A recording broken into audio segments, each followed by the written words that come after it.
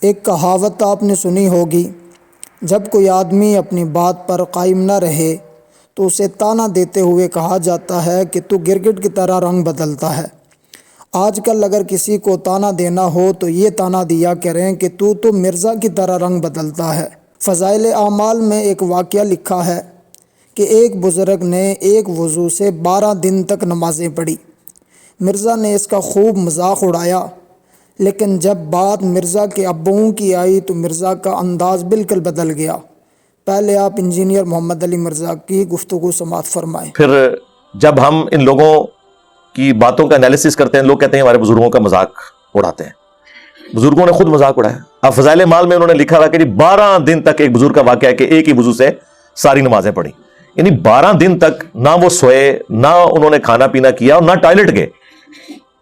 تو وہ کوئی بہت بڑے لیول کا کوئی، میرا خیال ہے grains book of world record میں اس مریض کا نام لکھنا چاہیے۔ کوئی مریض ہی ہوگا نا جس کی نہ ہوا جاری ہو، نہ اسے پیشاب آئے، نہ اسے بھوک لگے، یا وہ پھر بستر مرگ کے اوپر ہوگا اور اشاروں سے اس نے 12 دن تک یہ ساری نمازیں پڑھی ہوں گی، لیکن یہ تو نہیں لکھا ہوا۔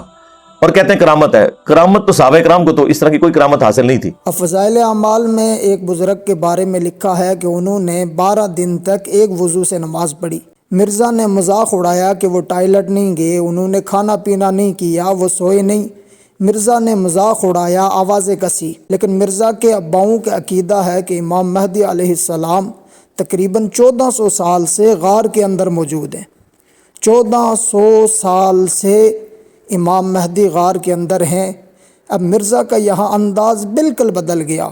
مرزا کیا کہتا ہے وہ بھی آپ سماعت فرمائیں۔ اہل تشیع کہتے ہیں وہ غار میں چھپے ہوئے ہیں، ظاہر ہوں گے۔ اہل سنت کہتے ہیں پیدا ہوں گے۔ اس جھگڑے کو رہنے دیں۔ اس جھگڑے سے بالا تر ہو کر امام مہدی کے اوپر بات ہونی چاہیے کہ ان کے اوپر ہمارا اتفاق ہے کہ آخر میں ایک خلافت علی منہاج النبوہ آنی ہے۔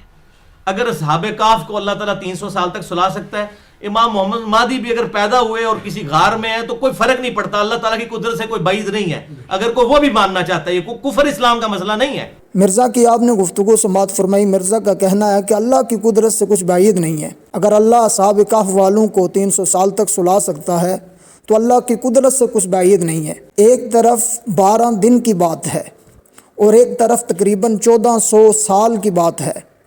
12 دن والی بات کیا اللہ کی قدرت سے بعید ہے؟ 1400 سال کی بات آئی تو مرزا کہتا ہے اللہ کی قدرت سے کچھ بعید نہیں ہے۔ اور یہاں مرزا نے آوازیں کسی، مذاق اڑایا، طنز کیا۔ اور دوسری بات مرزا نے یہ کی کہ یہ کوئی ایمان و کفر کا مسئلہ نہیں ہے۔ اب سوال یہاں یہ ہے کہ فضائل اعمال میں یہ جو واقعہ لکھا ہے، کیا فضائل اعمال عقائد کی کتاب ہے؟ کیا اس واقعے پر ایمان لانا ضروری ہے؟ کیا اس واقعے کا انکار کرنا کوئی کفر ہے؟ یہ کس نے کہا کہ یہ ایمان و کفر کا مسئلہ ہے؟ بہرحال مرزا کی منافقت حضرات کے سامنے رکھنی تھی۔